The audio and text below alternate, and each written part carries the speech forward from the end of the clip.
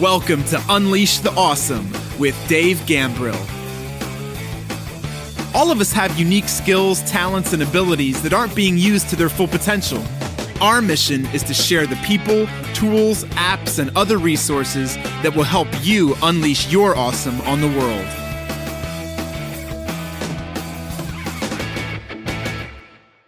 Yo, what's up? It's Dave. Welcome to another episode of Unleash the Awesome. Today, let's talk about you are not a tree. Duh. Yeah, you're not a tree. But what brought this up? A couple things. One, it's a great classic teaching by Jim Rohn. I listen to Jim Rohn stuff all of the time. I'll put a link in the show notes to the audiobook that I have on Audible that I listen to a couple times a week minimum, where he talks about, you're not a tree. If you don't like your situation, move, right? You don't have roots in the ground. You can go somewhere.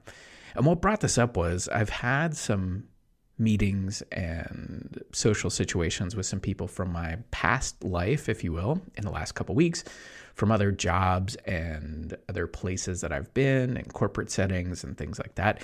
And while many of the people were successful and happy with their situation, there were a fair amount, I'd say more than half actually, of people who were saying to me in some way, shape, or form, sometimes not overtly, but they were just letting me know that perhaps they wish they were doing something different, that maybe they weren't unleashing their awesome on the world, that maybe they were trapped or they were stuck, or someone literally used the word handcuffed.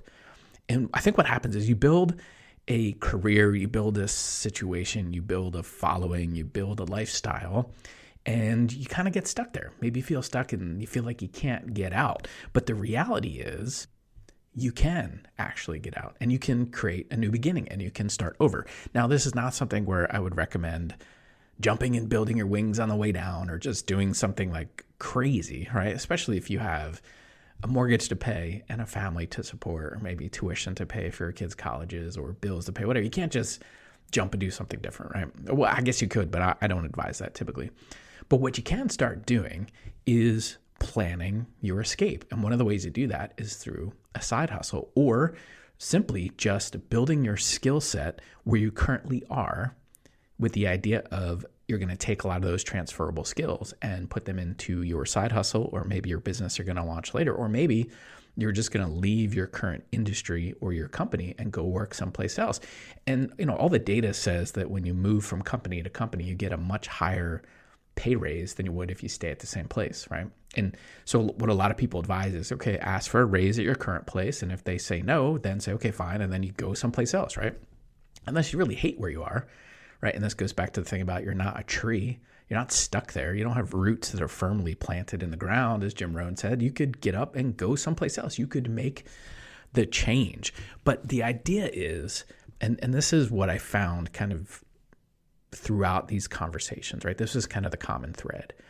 We get so stuck in the day-to-day and just trying to get by and trying to survive that we don't think about the bigger plan, right? And what I said to a couple people is, yeah, you have to play chess when everybody else is playing checkers. And what I mean by that is many of the people that you encounter in your day-to-day life are just trying to get ahead or climb the corporate ladder in the place that they are. And they think the only opportunity they have is to get a raise or get a promotion where they are. Where sometimes the best thing you can do is not get a raise, not get a promotion, not take on more responsibility at your current job, but you could spend more time, effort, and energy in working on your skill set with the idea that eventually you're going to take that someplace else, right? So one of the things that I did in some of the places that I worked, I got as many learning opportunities and certifications in talent development and learning development and leadership, while also building relationships with the people that worked at some of these places around marketing, digital marketing, email marketing, going to lunch with some of these people, even though that was not part of my day-to-day job at this last place I worked for, a software company. I would meet and network and go out to lunch with a lot of people in the digital marketing space, because many of you know that I do a lot of that now. And I would pick their brain and I would learn things and I would see what they were doing, right? It didn't cost me anything, really. It wasn't like I was paying for the lunch most of the time. Occasionally I did, but it was just, we're all going out to lunch. And so I got really focused on, what can I learn? What are some things I need to work on? And in a job previous to that, where I was working in a pharmaceutical sales and marketing role, one of the things I knew I needed to work on was public speaking. And so I talked to my manager at the time, who I had the opportunity to meet up with this last week. It was really awesome to see Tiffany again. And she was really good about giving me what they called in the corporate setting stretch opportunities or growth opportunities. So I told her I'd love to do more speaking in front of bigger groups. And so she worked on some things. And one of the things I got to do was speak in front of over 100 people in our entire district for the sales organization. So one, I got to do that. Two, I did it on their dime and their time. They weren't paying me extra to do it. But I essentially got to deliver like a keynote, and it was really amazing. And then I got to take that experience and I learned from it, right? It was a good experience. I probably did some things that were good, but I learned a lot from it. And then I was able to take that and parlay it into my side hustle at the time, which I was doing leadership training and consulting for some other companies outside of that industry, and go and get paid to deliver trainings. And we're talking $10,000, $15,000 for a day worth of training, which is pretty amazing. So taking vacation time to go spend these days to do some of this training, right? And so I was working on, for me, what was a proof of concept. I'm like, okay, I want to do this thing. I want to launch this. I think I have the skills and the talent and the ability to do it, but let me try it. All right. And so there were some opportunities where I did some speaking gigs. Some of them were just an hour or two. Some of them were all day facilitations or training, and, getting paid anywhere from $1,000 to $15,000 to $20,000 to do these things. So I did it once. I'm like, okay, that could be a fluke. And I had some relationships. So I thought, maybe they were doing me a favor. I did it again. And then I did it again. And I thought, okay, now I have some consistency. These were in different industries with not all people that I had relationships with. And they liked it. And they were referring me to other people. So I must be on the right path. This was all before leaving my job, right? I was working on these things. Additionally, while I was working in these places, I was doing things like going to Toastmasters, which helps you with your public speaking. At the time, I was doing lynda.com, which I guess LinkedIn eventually bought, Microsoft bought, whatever. It's online learning courses, so I was going through as many of those as I could. This was before Masterclass and some of these other online opportunities. Learning opportunities became available, but the idea was that while everyone else was playing checkers, everyone else was just trying to backstab and play the corporate politics game and get ahead in that environment, they were all playing checkers. I was playing chess. I was playing a different game. I was working on improving myself, improving my skills, and knowing that I was going to take my talents to South Beach, as we famously heard in the basketball arena, right? I was going to take my talents elsewhere, right? LeBron style. I was going to go someplace else. I was going to do something else with it, knowing that the opportunity for me to grow and to get ahead and to make more money, frankly, was not going to be if I stayed at the same place, right? I had to make a change. So you can do this too. And it really just depends on your risk tolerance and a little bit of timing. But what I would encourage you to do is think about, and you've heard me say this in this podcast, if you've heard other episodes before, you've heard me say it a few times at least.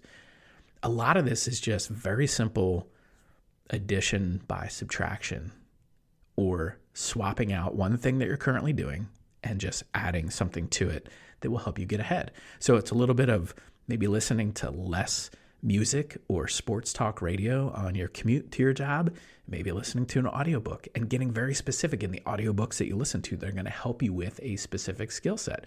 Maybe you listen to podcasts, because you could listen to podcasts that could help you learn a whole new skill, and you could learn all of that in your car as you're driving back and forth to work, or maybe you work at home. And so you can listen when you're working out or walking the dog or whatever. There's lots of opportunities, right? You can make excuses or you can make things happen.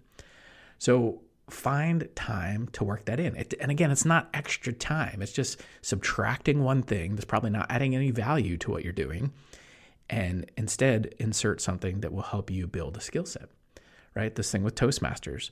When I would go to these Toastmasters meetings, it was like 2 evenings a month, I think, for like 90 minutes. And I had an opportunity to do my own speeches and watch other people give speeches and give feedback on those speeches. And I got to go to other Toastmasters clubs and learn some things. And so through that process, right, it was just a couple nights, 60, 90 minutes, but learning those little things, learning how to communicate, learning how to speak, learning how to do what I'm doing with you right now, those have been invaluable. Right? And if you've, again, listened to this podcast before, I've said this a few times. I think I said it in the last episode or two. Warren Buffett, who many would say is one of the most successful investors of all time, said the best investment he's ever made was in a public speaking course, a Dale Carnegie public speaking course. Not an investment in a railroad or in some of the other things that he's done for Berkshire Hathaway, but an investment in his own personal growth and development. So as I'm recording this episode, it's the end of December 2022, and lots of people will be thinking about the new year and their New Year's resolutions. One of the things I would encourage you to think about is, what investments are you going to make in your own personal growth and development, right? And it really depends on where you are and what game you're playing, right? Are you playing chess or are you playing checkers? Right? If you just want to try to get ahead in your current situation, then there's probably lots of opportunities in your current workspace to do online learning, do stretch opportunities, get a mentor, do some things like that. But if you want to get out of what you're currently doing, then you have to make sure you're being very intentional about your time outside of your 9 to 5. Listen, I'm not saying to, not be giving your best at your current job. One of the worst things you can do is to not give your best, right? So give the best effort you can at your current job or employment. But on the way in the morning, or on your breaks, or on lunchtime, or on your way home, or when you're working out in the gym, or wherever, start putting other information into your head to start building a new skill set, to start refining your current skill set, to start making the strengths that you have even stronger. Right? That kind of goes against conventional wisdom. Many people will say, do like a strengths assessment and then work on your weaknesses. What I would recommend you do is, unless those weaknesses are going to eliminate you from contention or consideration in some of these things, I would work on your strengths. I would make them world-class, because the marketplace will pay for world-class, right? They're not going to pay for mediocre. So if you're working on your weaknesses and you only get them to mediocre, like, the marketplace doesn't really differentiate on that. They differentiate on being awesome, being outstanding, being first class. Right. So again, unless some of those things, like if you can't communicate in the written word or you can't speak properly, you need to work on those things. Those are weaknesses, then clearly work on those. But I would look at some of the things that maybe you've rated yourself as like a 7 out of 10 or an 8 out of 10. Like, how could you make those things an 8 or 9 or 10 out of 10? How could you make those things better? Because then when you have that, then you bring that information and that expertise and your experience to your next opportunity, to the marketplace, you will be rewarded handsomely for that. But you have to be consistent about working on these things. It has to be a daily thing, right? This does not happen overnight. It does not happen in a day, but it happens daily. It's a decision you have to make about investing in yourself, your personal growth and development, and then looking forward, or going forward a few years and looking back, right? Having a plan. What is your 1 year, 2 year, 5 year, 10-year plan? If it's to stay where you currently are, then fine, then execute on that. But for a lot of the people that I said I've talked to in the last couple of weeks, they're kind of frustrated that they stayed. One of the examples, somebody said, like, I've been swimming in lukewarm water for far too long. And I was like, oh, okay. Yeah, it's like, it needs to change the environment, it needs to do something. And in this person's case, they did. They made a change, and they're doing something really amazing, and they're working in an industry, in a sub-niche of this industry that's really cool and forward-looking. And so this person made the decision to make that jump. Now it's in the same industry, but it's not doing the same thing that they were doing before, right? So they needed that change. But they looked at the situation, and they executed on it, and they made the change. They're not a tree, right? They can get up and move, and that's what they did. So I would encourage you to think about, 1, investing in your personal growth and development. 2, if you find yourself saying, like, I'm stuck, I can't do this, that's precisely the language that should alert you to the fact that you probably need to think about making a change, even if it's internally, right? Maybe if it's just going to a different team, maybe it's going to a different part of the organization, maybe it's getting a new manager or leadership or whatever. I don't know what that looks like for you, but maybe that's what it is. But if you find yourself saying those things, it's precisely the time for you to make a change, to invest in yourself, to realize that you're not a tree, to make that move. Because when you make that move and you do something new, all the energy that comes from that is going to help you unleash your awesome on the world. See you. Thanks for listening to Unleash the Awesome. Please be sure to subscribe, rate, and review wherever you listen to your podcasts. And please share us on your favorite social media platforms using #UnleashAwesome.